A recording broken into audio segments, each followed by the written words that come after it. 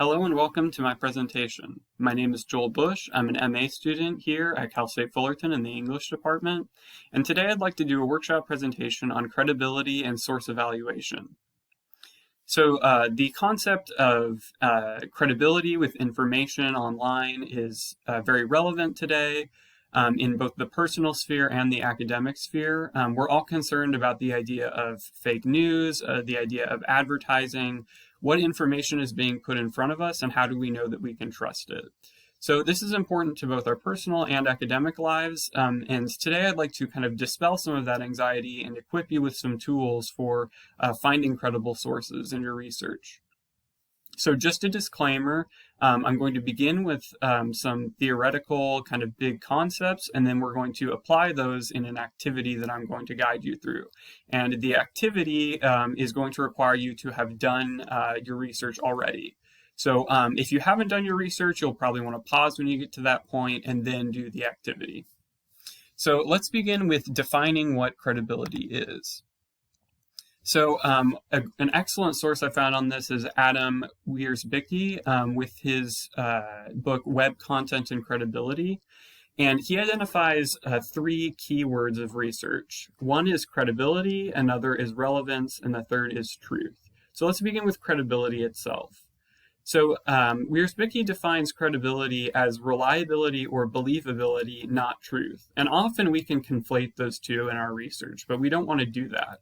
So credibility is different from an objective fact. Credibility is the plausibility of a resource. So if you're, for instance, researching on a Jane Austen novel, the credibility of your source isn't going to be so much in the objective facts that they state, so much as like what their certifications are, what university they're coming from, what sources they're citing themselves. So credibility is not factual truth. So the second key term is relevance, how search engines sort the results of your search. So Wierzbicki is really interesting because he comes from the perspective of computers and the internet. He's not a library scholar or an English scholar, and I think that this is actually a big advantage for him. It gives him a really good perspective on research. And so he makes the really important point that search engines, whether they're Google or even the Pollock Library at CSUF, they're going to search the results they're going to sort the results that you search based on relevance. So such as keywords, the recency of the source, the popularity of the source. And you've probably experienced this yourself when you have Googled something. So often when you Google, there's the Wikipedia article on whatever you're searching for. There are some recent popular articles. That's the way it tends to be. And so as we're researching, we want to keep that in mind because Google and the Pollock Library are not going to automatically sort things based on their credibility.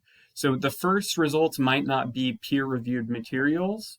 So you'll want to use your intellect, your responsibility to sort through what exactly is the most credible. Even if the first results are the most relevant, they might not be what you actually want.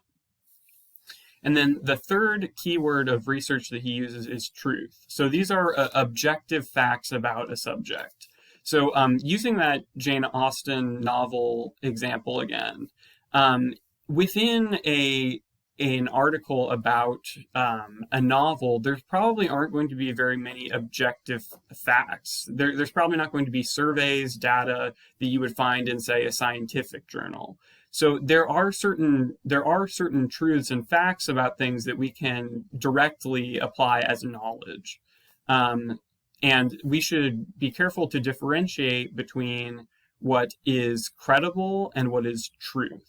So objective numbers, scientific formulas, equations, these things that we can use with complete confidence. And we use them differently than we would, say, an argument about a text. So moving on and kind of addressing an elephant in the room with online research, I've mentioned it already, Wikipedia. So chances are that you have used Wikipedia yourself, whether for private use or with academic use. And Wikipedia has a bad reputation among most teachers, as you probably know, but students still use it frequently. And I stumbled upon an interesting source, Dana Boyd, in her article Wikipedia as a Site of Knowledge Production. And she actually makes a case that Wikipedia is a legitimate scholarly source, not directly, but kind of it can be folded within legitimate research. And so everyone has their own individual opinion and they should be entitled to that. I think she's more positive about Wikipedia than I would be comfortable with. But she makes some very good arguments. So for instance, she makes the point that textbooks are not necessarily less biased than Wikipedia. So if you pick up a textbook, it's going to give you a singular perspective on, say, the Revolutionary War. She uses the Revolutionary War as an example of the forums of Wikipedia and how different users can present different perspectives, and you can actually get a multitude of interpretations of historical events that you wouldn't get with a textbook. So in that sense, it's actually less biased than textbooks are.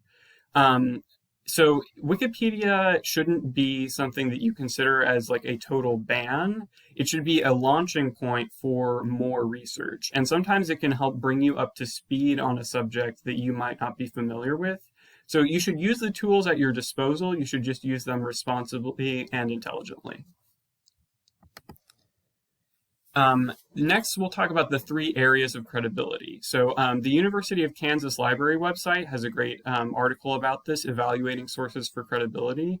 And so their 3 areas of credibility are the author's expertise, the author's point of view, and the publication date of the research. So the author's expertise are things like credentials, their institution, and peer review. So you can look at how long they've held a position at a university, the university's place within the field, so whether or not they're a major force within, say, English or science. And then finally, peer review, which is a very important concept. So Pollock Library, for instance, will show you within the search result area, there's a purple icon, I believe, for peer review.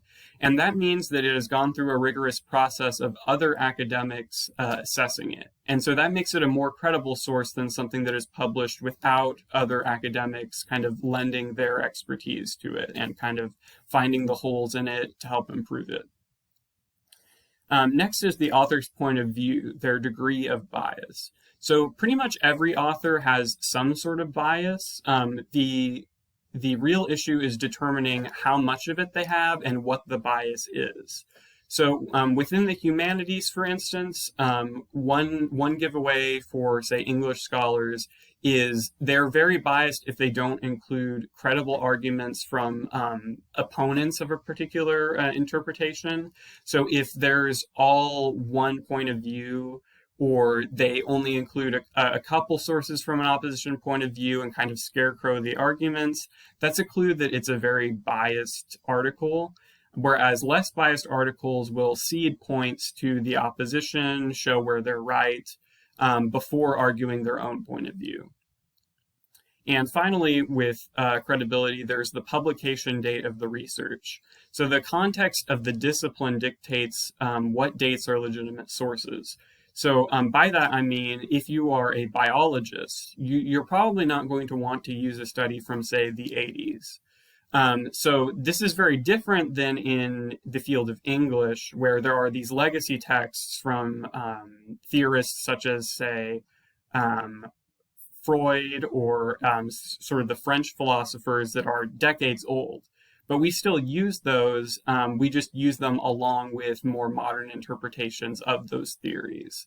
So that's a major differentiation. You'll want to distinguish between the disciplines to determine like what sources are actually going to be helpful to you, because it would be a shame to use a very old study in the sciences that has been discredited. So finally, let's move on to the credibility workshop. So this is the actual activity where we can put these big ideas into practice. And as I said before, it helps if you've already done your research at this point. So what you're going to do is you're going to compile all the sources that you have for a particular research project. And on say, a whiteboard, on your notebook, on a Word document, you're going to compile those sources into two big columns. So the two big columns are going to be labeled reliable and not reliable. And so I got this workshop idea. I have modified it for individual use. It belongs to Janet Pinkley and Linda Carroll. The article is entitled Evaluating Sources on the Scholarly Spectrum. You can find it on Pollock Library if you search for the Critical Thinking About Sources cookbook. So really interesting formatting there. They actually format each activity as a recipe card. So I thought that was fun. So what you're going to do with those columns is you're going to add up your sources. So feel free to pause the video now to do that. So once you've divided up your sources into reliable and not reliable, the point of this assignment is it's a metacognitive assignment. It wants you to think about your thinking. So I have some examples of my own reliable and not reliable source as they're labeled. So a kind of classically reliable source, I'm picking the sample of, let's say you're writing about the novel Emma by Jane Austen. So Heather M. Clemen has an article entitled Ethos in Jane Austen's Emma, Studies in Romanticism, Volume 51, Number 4, pages 503 to 532. So this source is written by a lecturer at Yale University and published in a peer-reviewed journal. So that's how you know that it is legitimate, it is credible. So all of those factors contribute to why the source is reliable. As to a not reliable source, let's say, for instance, that you looked at the Rotten Tomatoes review page for Emma, the 2020 film. So this isn't going to be helpful as a direct factual source. However, I'd cause you to consider the popular sources that you used, that you might have had, whether they're Wikipedia, whether they're sites like BuzzFeed or Rotten Tomatoes. These could actually be helpful for establishing what the popular view of a text or film might be. So it's not that the sources in the not reliable category are useless, it's just that you'll have to be careful about how you incorporate them. So going back to what we talked about before, credibility is contextual. So you'll want to keep that in mind as you go about your research, that there isn't anything that's necessarily just banned completely. It's about the art of including a source in the right context, delivering it in the proper way so that your audience understands its place within the research. So hopefully this has been helpful for you. Thank you for your time, and happy researching.